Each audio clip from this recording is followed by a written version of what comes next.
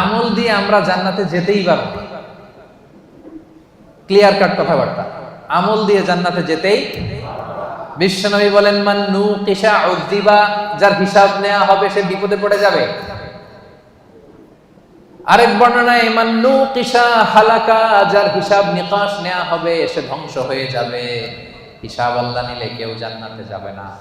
আল্লাহ যদি জিজ্ঞেস করে নামাজ পড়লি না কেন, রোজা রাখলি না কেন, মিথ্যা বললি কেন, গীবত করলি কেন, অন্যায় করলি কেন, এইটা করলি কেন, ওইটা করলি না কেন, বাঁচার উপায় আছে নাকি বলেন?